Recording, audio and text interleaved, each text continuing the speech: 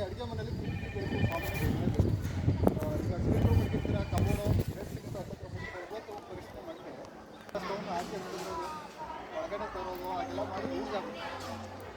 Use ಏನಾರು ಇತ್ತು ಅಂದಾಗ ಪೈಪು ಚೇಂಜ್ ಮಾಡ್ತಾರೆ. ಪೈಪು ಕಾಸ್ಟ್ ಜಾಸ್ತಿ ಇರಲ್ಲ, 99% ವಾರಂಟಿ ಇರ್ತದೆ. ಬಟ್ ಇದು ಹಾಕಿದ್ರೆ ಸೇಫ್ಟಿ ಇರುತ್ತೆ. ಮತ್ತು ಮೂರು ಕಾರಣಕ್ಕೆ ರೆಗ್ಯುಲೇಟರ್ ಗ್ಯಾಸ್ ಲೀಕೇಜ್ ಆಗುತ್ತೆ ಅಂತ.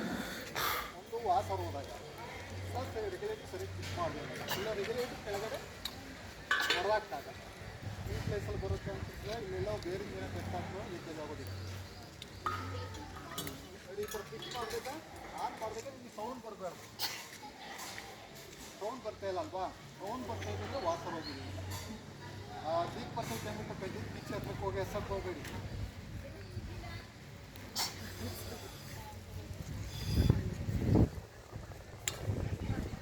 ರೆಗ್ಯುಲೇಟರ್ ಕರೆಕ್ಟಾಗಿ ಫಿಟ್ ಆಗಬೇಕು. ಫಿಟ್ ಆಗಬೇಕು ಪಡಿಬಿಟ್ಟು ತಿರುಗಿದ್ರೆ ಒಂದೊಂದು ಆನ್ ಆಗಿಬಿಟ್ಟಿದೆ.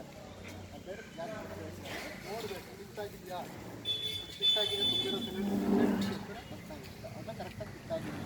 ಕರೆಕ್ಟಾಗಿ ಫಿಟ್ ಆಗಿಲ್ಲ ಅಂದರೂ ಆನ್ ಆಗಲ್ಲ. ರೆಗ್ಯುಲೇಟರ್ ಲೈಟ್ ಆಗೋದು ಅದೆಲ್ಲ ಆಗುತ್ತೆ, ಇಲ್ಲೆಲ್ಲ ಆನ್ ಆಗುತ್ತೆ. ಈಗ ಬೆಳಗ್ಗೆ ಹತ್ತಿರ 90 ಲೂಸ್ ಆಗಿಬಿಡ್ತಿದೆ ಪೈಪ್,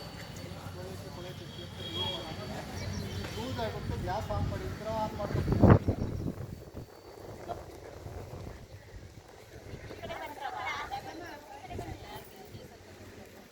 ನೋಡಿ ಗ್ಯಾಸ್ ಬರ್ತಾ ಇದೆ.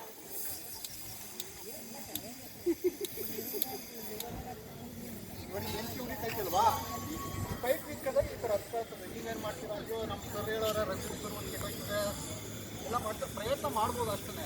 ಅದು ಸಿಂಪಲ್ ಇದೆ. ಈ ಥರ ಹೋಗ್ಬಿಟ್ಟು ಇಷ್ಟು ಮಾಡ್ಕೊಂಡು ಸಿಂಪಲ್ಲಾಗಿ ಅಂದರೆ ಧೈರ್ಯ ಮಾಡಬೇಕು. ನೀವೇನು ಮಾಡ್ತೀರಾ, ಪೈಪ್ ಎಲ್ಲೋ ಇರ್ತೀವಿ ಸಿಲಿಂಡರ್ ಮೇಲೆ ಮುಚ್ಚಕ್ಕೆ ಮಾಡ್ತೀವಿ, ಎಲ್ಲ ಉರಿತಾ ಇರ್ತದೆ. ಎಷ್ಟು ಸಿಂಪಲ್ ರಗ್ ಮರ್ಸ್ಕೊಂಡು ಈ ಫಸ್ಟ್ ಸರ್ ಹೇಳ್ದಂಗೆ ಸಿಲಿಂಡರ್ನ ಆಚೆ ತಗೊಳ್ಳೋ ಪ್ರಯತ್ನ ಮಾಡಬೇಕು. ಆ ಥರ ಮಾಡೋದ್ರಿಂದ ಸೇಫ್ಟಿ ಆಗ್ತಿರ್ತಾರೆ. ಇದು ನೋಡಿ ಸಿಂಪಲ್, ಈ ಥರ ಮಾಡೋದು ಸಿಂಪಲ್ ಅಂತ. ಪೈಪ್ನ ಪ್ರತಿಯೊಂದು ಮನೆಗೆ ಬರ್ತಾರೆ, 5 ವರ್ಷಕ್ಕಿಂತ ಪರೀಕ್ಷೆ ಮಾಡ್ತಾರೆ.